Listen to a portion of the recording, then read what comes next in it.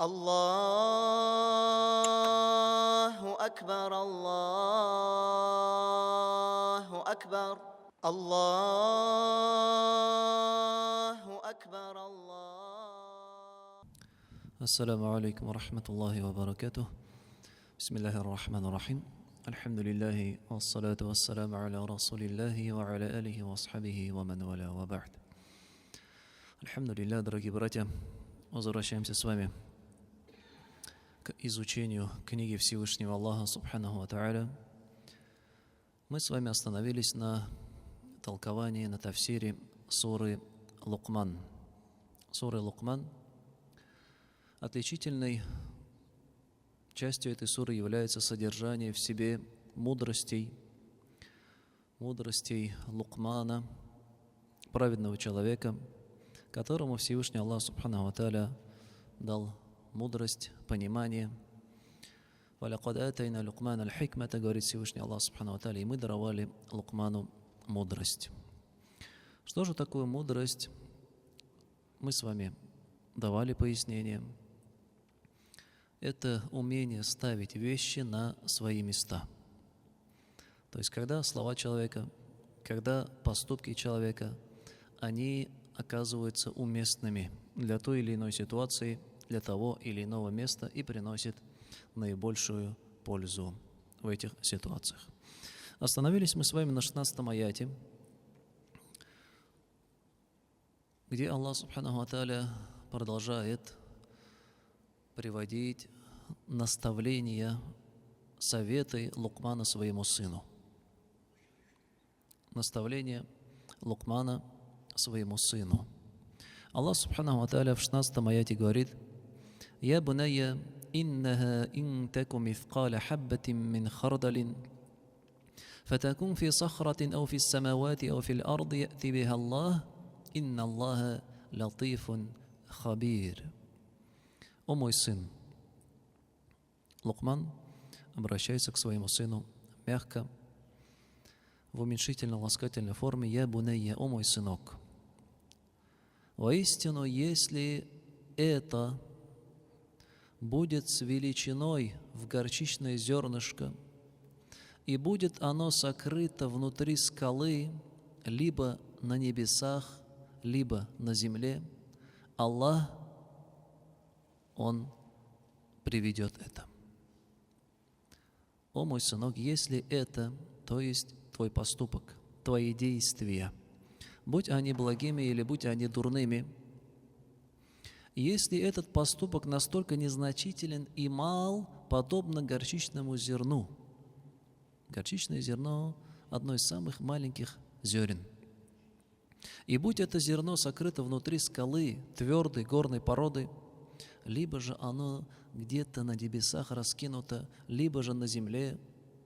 То есть только представить вот это зерно горчичное во вселенном масштабе, если где-то его за пределы атмосферы закинуть в космос. Реально ли, возможно ли это зерно вообще обнаружить или найти? Это даже не представить, насколько оно мало в таких больших масштабах. Или же на поверхности земли где-то это зерно находится, либо же оно скрыто, зарыто под толщей горной породы внутри скалы где-то.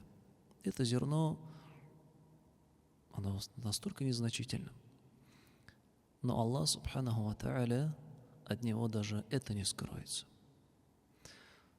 И какой бы поступок человек ни совершил, будь оно даже настолько мало, как зерно в соотношении небес или зерно в соотношении земли, Аллах Субханаху ва Тааля, Он приведет это действие, этот поступок в судный день. Как Аллах Субханаху ва Тааля говорит в другой суре: «وَنَضَعُ الْمَوَازِينَ الْقِسْطَ لِيَوْمِ الْقِيَامَةِ فَلَا تُظْلَمُ نَفْسٌ شَيْئًا». В тот день мы установим справедливые весы, и никому не будет причинена несправедливость. И в суре Зальзаля, которую многие мы знаем и читаем в намазе, Аллах Субханаху ва Тааля говорит, и только что на Магриб намазе мы читали: فَمَنْ يَعْمَلْ مِثْقَالَ ذَرَّةٍ خَيْرًا يَرَهُ وَمَنْ يَعْمَلْ مِثْقَالَ ذَرَّةٍ شَرًّا يَرَهُ. Если кто-то совершит благое действие, размером с зернышко, с мельчайшую частицу. Всевышний Аллах, в судный день человек увидит его. Если же кто-то совершит зло, дурной поступок весом в зернышко, в мельчайшую частицу, то с наступлением судного дня человек непременно обнаружит его. И также Аллах Субхану ва Тааля, когда упоминает в Коране события судного дня, когда людям раздадут их свитки с деяниями, грешники в этот день, взяв свою книгу, скажут: «Я вайлятана, ма ли хаза аль-китаб, я вайлана, ма ли хаза аль-китаб, ла югадиру сагирата ва ла кабирatan илля ахсаха». О горе нам, когда грешник возьмет в руки свою книгу, где записаны все его деяния, он возьмет и скажет: «Я вайляна, о горе нам». Что же это за книга такая? «Ла югадиру сагирatan ва ла кабирatan», оно не упустило ни малое, ни велико, илля ахсаха, все здесь учтено. И в этом аяте в суре Лукман Аллах Субхану ва Тааля об этом нам напоминает. «Иннаха интаку мithqala хаббатин мин хардаль». Если это будет величиной в горчичное зерно. Любой поступок, любое действие, сказанное слово, незначительное, даже если оно, Аллах Субхану ва Тааля его в судный день приведет. И за это человек будет отвечать. «Инна Аллаха латифун хабир». Ведь воистину Аллах, Он латиф, проницательный. И также имя латиф Аллаха Субхану ва Тааля дает значение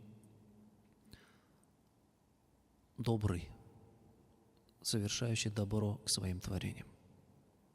Латиф, проницательный, знает все в мельчайших подробностях. Все скрытые подробности, детали Аллах Субхану ва Тааля, Он знает, Он латиф. И хабир, Он ведущий обо всем. Ничего не будет скрыто от Него. Шаги, движения черного муравья на черной скале в черную ночь. Пища, которая во рту этого муравья, Аллах Субхану ва Тааля, Он и эту пищу видит и знает. Аллах Субхану ва Тааля также говорит: «Ва ма таскуту мин варакатин илля я'ламуха». Ни один листок не упадет без его ведома. «Ва ла хаббатин фи зулуматил арды», и ни одно зерно во тьме земли, во мраке земли. Сколько зерен сеется у нас повседневно, по всему миру, и сколько зерен произрастает. Каждое зерно Всевышний Аллах Субхану ва Тааля о нем знает все, вплоть до мельчайших деталей и подробностей. И если Аллах Субхану ва Тааля, от него не скроется ничто, ни внутри скалы, ни на небесах, то что же говорить о том, что явно и открыто происходит на поверхности земли?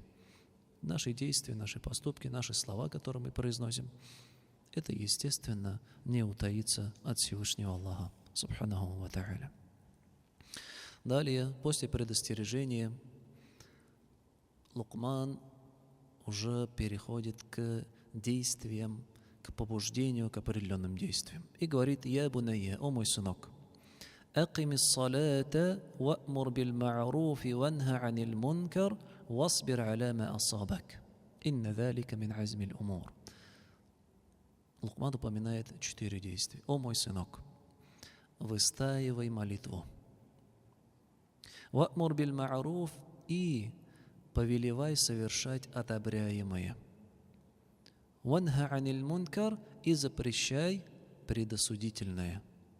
Васбир аля ма асабак, и будь терпелив в том, что тебя постигнет». Выстаивай молитву.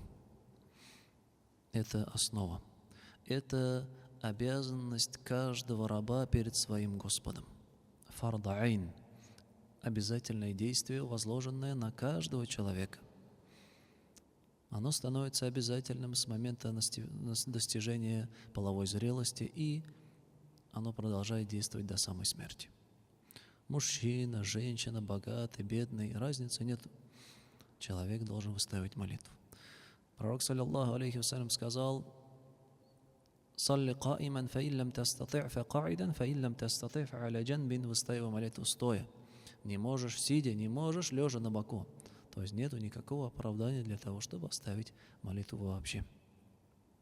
Это самое важное повеление, которое возложено на каждого человека. И Лукман начинает именно с этого. Выстаивай молитву. Что значит выстаивай? Заметьте, не просто читай молитву, да? У нас в татарском языке обычно применяется намаз укадибай табзайма или читай намаз. Но в арабском языке, если вернуться к Корану, либо же к хадисам пророка, саллаллаху алейхи вассалям, приводится слово икама, аким, выстаивай. То есть сделай молитву совершенной, выполняя все ее фарзы, обязательные части, ее сунны, желательные действия, совершив арканы, рукан, совершив все условия для намаза. То есть не просто чтение, а именно полное, да, погружение в намаз и выполнение всех его условий и всех порядков, которые находятся внутри намаза. Хушур, смиренность. Думать внутри намаза только о намазе, не отвлекаться ни на что мирское, не уходить куда-то по своим делам, по своим заботам, бизнес, семья, дети и так далее. Нет. Акимис саля, выстаивай молитву. Далее, ва'мур биль ма'руфи ванха аниль мункар, и побуждай к совершению одобряемого. Что такое одобряемое? Ма'руф. Это все то, что одобрил шариат. Все, что одобрено шариатом, законами Всевышнего Аллаха Субханаху ва Тааля. Будь оно связано с правами Аллаха, либо же оно связано с правами других людей. Это все называется ма'руф, одобряемое. И человеку надлежит других людей также побуждать к этим действиям. Ванха аниль мункар, и предостерегай от порицаемого, предосудительного. Что такое предосудительное? Это все то, что осудил шариат Всевышнего Аллаха Субханаху ва Тааля, его законодательство. Будь то оно связано с правами Аллаха, как ширк, как куфр, неверие, лицемерие, либо с правами людей, как воровство, обман, убийство и так далее. Значит, побуждение к одобряемому, то есть побуждать людей к тому, что одобрил Всевышний Аллах Субханаху ва Тааля, из того, что связано с его правами или правами других людей. И порицай людей, останавливай людей от совершения того, что Всевышний Аллах осудил, запретил, из того, что связано с правами Аллаха, либо с правами других людей. Касаемо этого вопроса, побуждения к одобряемому и запрета предосудительного, ученые говорят, что это является фард кифая, обязательность, возложенная на общину. У нас есть два вида обязательных действий: фард айн и фард кифая. Два понятия. Фард айн – это обязанность, возложенная на каждого члена общины, как намаз мы сказали. А есть фард кифая – обязанность, возложенная на общину в целом. И если в этой общине действие выполнено, скажем, 2, 3, 4 или 5, то есть людьми достаточными для того, чтобы это действие было выполнено, то обязательство с каждого спадает. Как, например, азан. Если с наступлением времени хотя бы один человек придет, азан скажет, то обязательство азана со всех оно спадает. Если же никто не придет, ни азан не скажет, то все общество будет в грехе. Или джаназа намаз. Если, например, мусульманин умер, и собралось достаточное количество людей, тут нету такого понятия, как 1, 2, 3, 4. Нет, должно быть достаточное количество людей. Может, где-то нужно 2, может, где-то 3. Может, например, покойный большого телосложения уже 4-5 человек, может быть, надо. Должно быть достаточное количество людей, чтобы эта задача была выполнена. Это омовение, заворачивание в саван и прочтение джаназа намаз и погребение. Если этот обряд был выполнен, то обязательство со всех спадает. Но если же обряд не был выполнен, то все общество остается в грехе. Так вот же, вот этот вопрос – побуждать людей к одобряемому тому, что узаконил Всевышний Аллах Субханаху ва Тааля. И предостерегать людей от греховного, от запретного – это является тоже фард кифая. Фард кифая. То есть обязанности, возложенные на умму, на общество. Что это означает?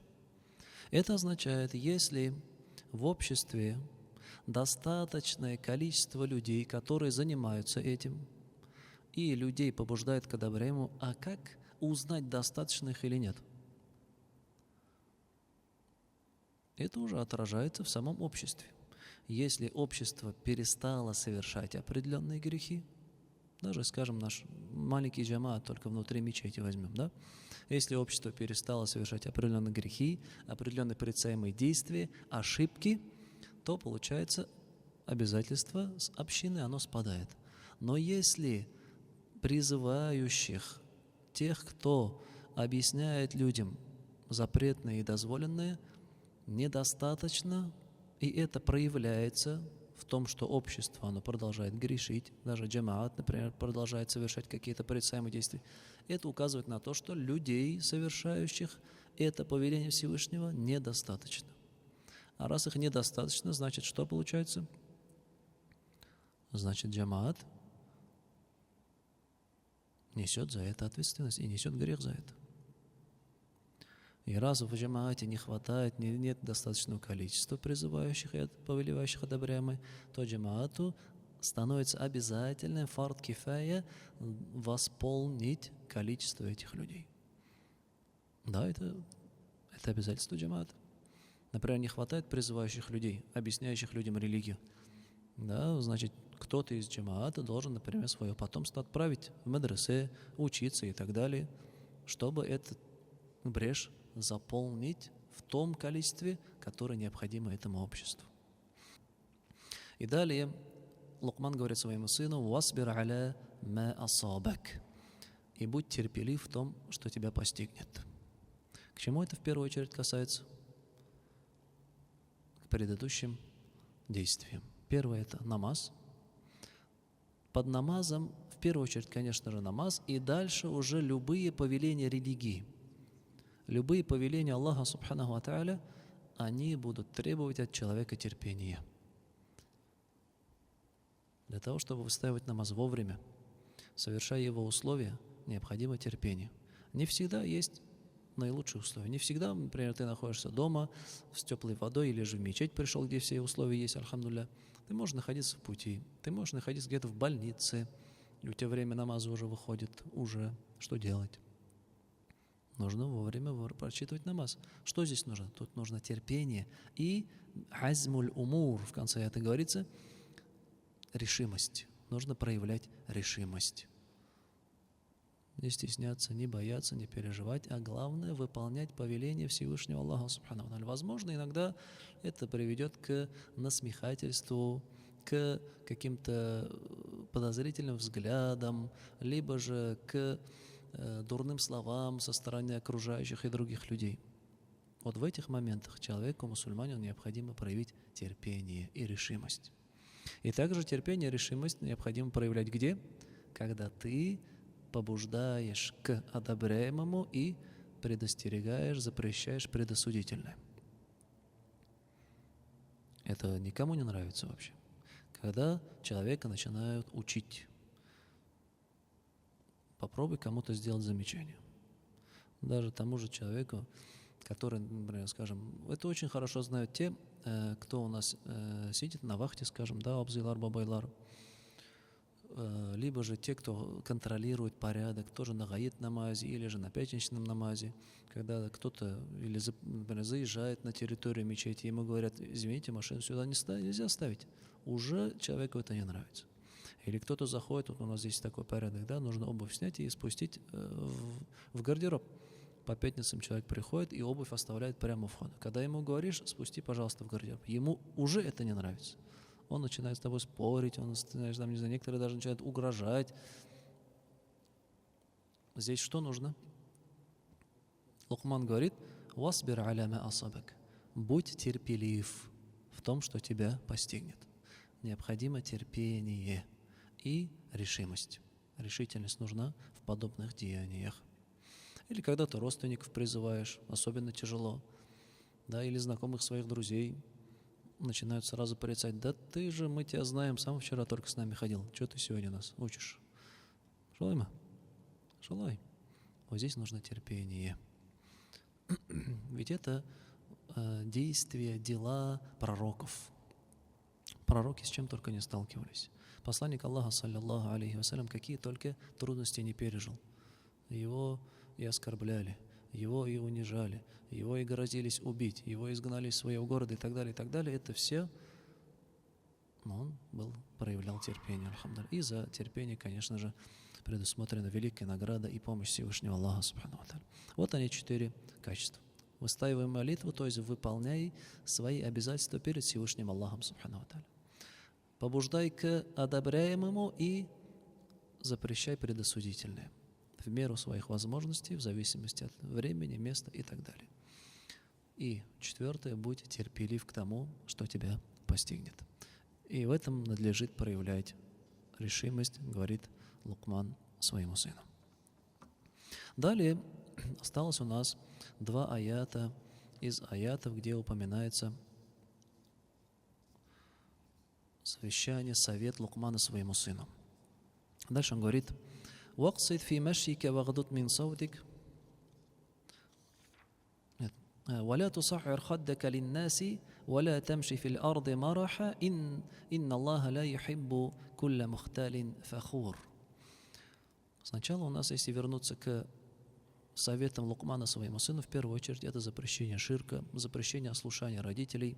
Далее уже повеление определенных действий, в первую очередь повеление совершать приказы Всевышнего Аллаха, субхану ва тааля, повеление людей призывать к этим, как в суре Аль-Аср, да? «Валь-Аср инна линсана ляфи хуср». Клянусь временем, воистину все люди находятся в убытке, кроме тех, которые «Илля ладина аману ва амилу салихат» уверовали, совершали праведные поступки, «Ватавасау биль-хакки, ватавасау бис-сабр». И что сделали? Побуждали друг друга к истине и к терпению. Такой же порядок здесь идет. Человек уверовал, выполняет в первую очередь сам свои обязательства перед Всевышним Аллахом, далее эти требования Всевышнего Аллаха, его религию распространяет другим, и в конце уже Лукман переходит к адабу. Адаб, этикет, нрав мусульманина. Это уже плоды. Это уже плоды. Все начинается с вероубеждения. Не предавай Аллаху сотоварища. Далее, после убеждение человека толкает к чему? К выполнению обязательств, действиям. А вот эти действия уже, они воспитывают в человеке определенные нравственные качества. То есть это есть плоды религии человека. Нрав, этикет – это плоды его религии. И для того, чтобы узнать, каково вероубеждение человека, насколько у него крепок таухид, единобожие, и насколько он хорошо выполняет свои обязательства перед Всевышним Аллахом, субхану ва тааля, мы можем посмотреть на его нрав. То есть нрав, плоды являются показателем этого. И что же говорит Лукман? «Валя туса'ир хаддака линнас», не отворачивай своего лица от людей. Не отворачивай своего лица от людей. Из-за высокомерия и кичливости, как поступают некоторые люди. Он с ним разговаривает, он разворачивается, может быть, да, не смотрит на него, или же сверху смотрит на этого человека, проявляя высокомерие, гордыню. «Валя тамши фил арды мараха», и не ступай по земле кичливо, не только своим лицом проявляет человек высокомерие, но даже своей походкой. Он нас уходит как-то по-особенному, важно, да, надменно выказывая себя, свое положение, свою крутизну, скажем. «Инна Аллаха ля юхиббу кулля мухталин фахур», ведь воистину Аллах не любит, Он не любит всяких гордецов и хвастунов. Аллах не любит всяких гордецов. Гордость – это проявление высокомерия, гордыни в сердце и выказывание это своими действиями. А хвастовство – это уже на своем языке. «О, да я так сделал, я так сказал, я тут так решил» и так далее, и так далее. Всевышний Аллах, субхану ва тааля, не любит горделивых и не любит хвастунов. И последний аят, последнее наставление Лукмана своему сыну: «Вақсид фи машьика вагдуд мин саутик, инна анкара аль-асвати ля сауту аль-хамир». И ступай размеренной поступью. Ваксид фи машик. Ступай размеренной поступью. То есть, что это означает? Ступай не спеша и не медленно. То есть ходи с размеренной поступью, спокойно. Да, не спеша, не торопясь куда-то, как некоторые ходят таким образом, да, всегда куда-то спешит, куда-то бежит, да, как будто что-то его сзади подстегивает и так далее, он всегда куда-то спешит, торопится. А некоторые ходят наоборот медленно, как будто он какой-то больной, уставший, да, слабый. Это тоже недозволительно. Аллах Субхану Тааля говорит: будь посередине. Излишняя спешка тоже не нужна. И медлительность, она тоже не подобает. Надо ходить размеренной поступью. Да, иногда, конечно же, это в общем говорится. Если же иногда ситуация требует ускоренного шага, например, ты куда-то опаздываешь на работу, там, на самолет и так далее, либо же нужно кого-то спасать, то ты бежишь, ты спешишь. Или же наоборот, иногда приходится ходить медленно, если действительно ты приболел, у тебя там колет, тут колет, здесь что-то ты там немножко криво наступил. Ты можешь ходить поспокойнее, потому что если ты сильнее пойдешь, это будет причинять тебе боль и навредит твоему здоровью. Но в общем говоря, мусульманин должен ходить и не излишне быстро, и не слишком медленно, а спокойной ходьбой. Вагдуд мин саутик, и не повышай свой голос. Не повышай свой голос. Некоторые люди, когда ты с ним сидишь рядом, он разговаривает так, как будто зовет кого-то, который в 50 метрах от тебя. Ты ему говоришь: не кричи. Зачем ты кричишь? Вот это не подобает. Это дурной нрав человека. То есть человек, голос у него должен быть тоже спокойным, средним. Не дозволяется излишне кричать. Аллах Субхану ва Тааля здесь сравнил людей, которые постоянно кричат, постоянно повышают свой голос, голосом осла. И говорит: «Инна анкара лясвад», воистину самый нелюбимый, неприятный голос — это лясаутуль хамир, это голос осла, говорит Аллах Субхану ва Тааля. Поэтому человеку, то есть вот этот аят, он указывает вообще, как должен вести себя человек. Он всегда находится посередине, он не излишествует, излишне спеша, торопясь, говоря громко, крича, и в то же время он не является каким-то слабаком, хиляком, который говорит, ты даже не услышал, что он сказал. И постоянно переспрашивать приходится. Нет, человек, да, находится в спокойном состоянии, в среднем состоянии, он и ходит спокойно, и он и разговаривает так, что его слышно, но и в то же время он не кричит, он никого не перебивает, он никому не приносит вреда своему голосу. Это срединность. Вообще мы знаем, да, что наша религия «Вакадалика джа'альнакум уммата васата», говорит Аллах Субхану ва Тааля. Так мы сделали вас уммой, общиной, придерживающейся середины во всех наших действиях. Это касается также этикета и нрава. Но, конечно же, как мы сказали, бывают ситуации, когда приходится кричать, когда надо кого-то там издалека позвать, или же наоборот, кого-то надо усмирить, он тебя не слышит, иногда приходится повышать голос. Но в обычных ситуациях человек должен придерживаться срединности. Вот они, наставления Лукмана своему сыну.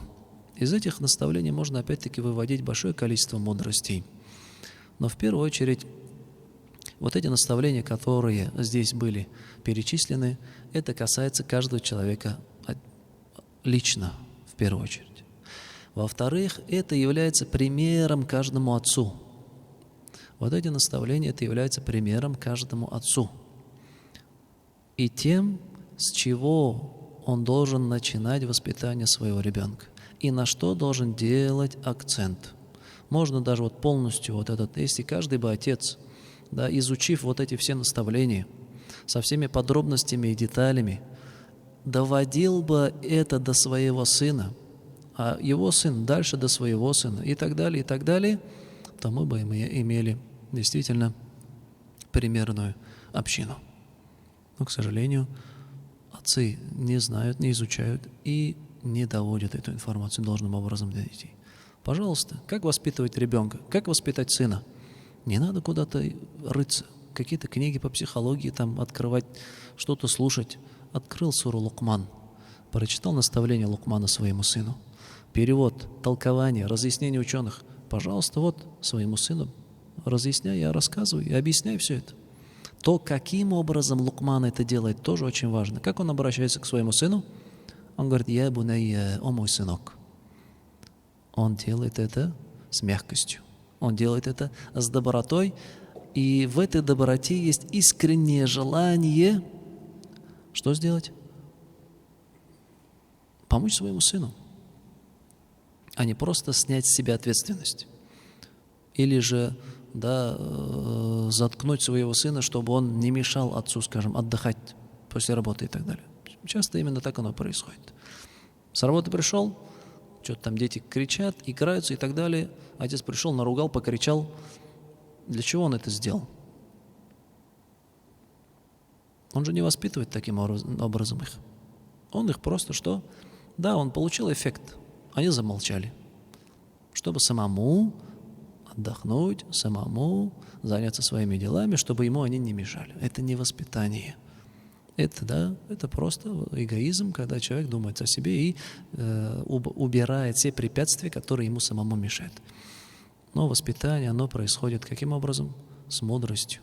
Воспитание происходит с мягкостью и с искренним желанием помочь. И пророк, саллаллаху алейхи вассалям, нам сказал, что про мягкость. Воистину Аллах дает за мягкость то, чего Он не даст за грубость. Аллах дает за мягкость, за доброту то, чего Он не дает за грубость. Это хадис пророка, саллаллаху алейхи вассалям. Поэтому эти несколько аятов, которые мы с вами изучили, это действительно золотые истины, которые необходимо каждому отцу, каждому воспитателю изучить и стараться таким образом на примере этих праведных людей доводить до своего потомства, до своих близких религий Всевышнего Аллаха Субхану ва Тааля. На этом завершим. Субханака Аллаху ва бихамдика, ашхаду ан ла иляха илля анта, астагфирука ва атубу илейк. Аллаху акбар, Аллаху акбар, Аллаху акбар, Аллаху